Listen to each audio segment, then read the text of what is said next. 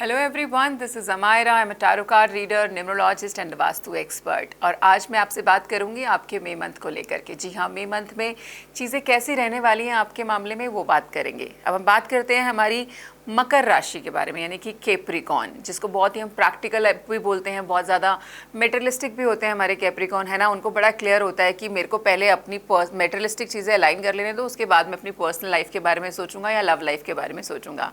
लेकिन इस बार कार्ड्स कुछ और ही कह रहे हैं आपके लिए कि मई मंथ के अंदर जो आपके कार्ड्स आए हैं वो है ace of swords, king of cups, five of cups, king of swords again and five of pentacles and hermit.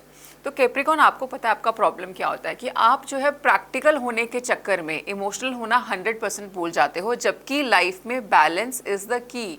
किसी भी चीज़ का बैलेंस होना ही जो है सक्सेस की तरफ लेकर के जाता है। आपका प्रैक्टिकल होना जितना इंपॉर्टेंट है, उतना ही आपका इमोशनल क्वेश्चन का हाई होना भी इंपॉर्टेंट होता है ना। खाली IQ अगर आपका हाई हो गया, उसको लेकर के आप क्या करोगे?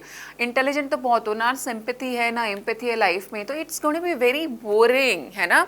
तो बैलेंस होना बहुत ज़रूरी है। Ace of sword and king of cups, तो यहाँ पर ये चीज़ तो एक बहुत क्लियर मुझे आ रही है कि किसी को लेकर के तो आपके मन में जो है फीलिंग्स घर करना शुरू कर चुकी हैं। कोई इंसान है जो आपके लिए बहुत अपने मन में जो है आपकी जगह बना चुका है और आप भी उससे बहुत प्यार करते हैं, लेकिन अभी तक आपने उसको ये कम्युनिकेट नहीं किया है। So now is the time. मई का जो महीना है वो टाइम है कि आप अपने मन की बात को उसको बताओ। और आप ऐसा इसलिए क्यों नहीं कर पा रहे हो? क्योंकि आई सी की फाइव ऑफ कप्स बिल्कुल साथ में बैठा हुआ है ना किंग ऑफ कप्स के, यानी कि कोई पास्ट हर्ट है आपकी लाइफ में। पुराने टाइमिंग में किसी रिश्ते की वजह से कोई दुख मिला था और उससे आप इतने ज़्यादा आहत हो कि नई शुरुआत नहीं कर पा रहे हो, इसलिए आपको बहुत टाइम भी लग रहा है। फाइव ऑफ कप्स के नीचे हर्मिट है और फाइव ऑफ पेंटिकल्स, यानी कि 100% आपका पुराना कोई ना कोई रिलेशनशिप फॉर श्योर ब्रेक हुआ है, जिसकी वजह से आप अपनी लाइफ में ये नई शुरुआत नहीं कर पा रहे हो। But angels are telling you कि देखो, आपके मन में ये फीलिंग्स हैं, आपको इसको फीलिंग्स को एड्रेस करना चाहिए, एक्नॉलेज करना चाहिए और एक्सेप्ट भी करना चाहिए।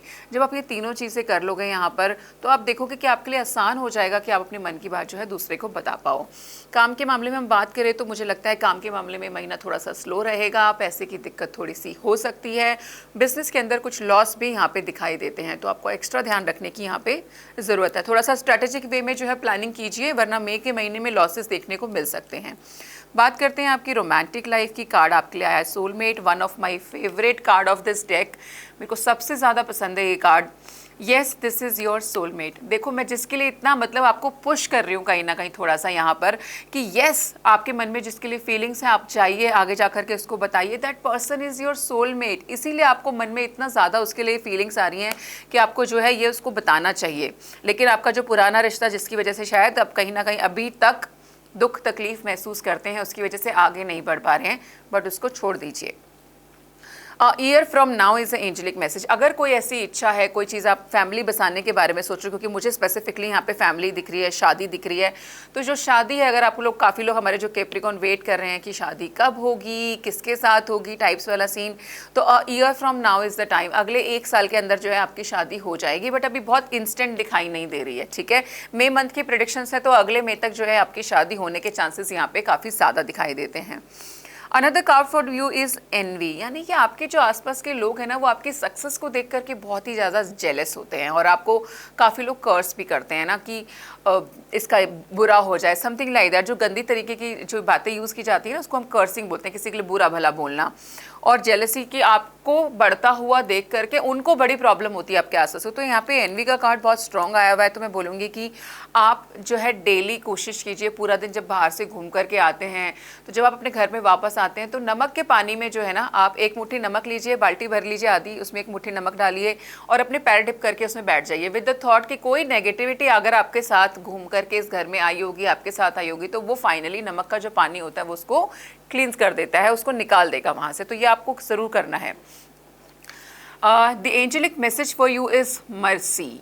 To develop the quality of mercy, forgive yourself and everyone around you. Exactly, आपके केस में तो ज़्यादा मेजर मैसेज मुझे यही लग रहा है that you need to forget yourself, है ना। अपने आप को माफ़ कीजिए, फॉरगिव कर दीजिए अपने आप को, क्योंकि आप अपने आप को माफ़ कर देंगे, हो सकता है जो आपका ये पास्ट रिलेशनशिप जिसमें आपको, जिसकी वजह से इतनी तकलीफ महसूस करते हैं, आपको लगता है कि कहीं ना कहीं आपकी गलती थी, आपकी वजह से वो रिश्ता टूट गया, तो आपको इस चीज़ से बाहर निकलना है। प्लीज़ खुद को माफ़ कर दीजिए, आगे बढ़िए, because your soulmate is waiting for you. This person is your soulmate, एक नई लाइफ आपका इंतज़ार कर रही है।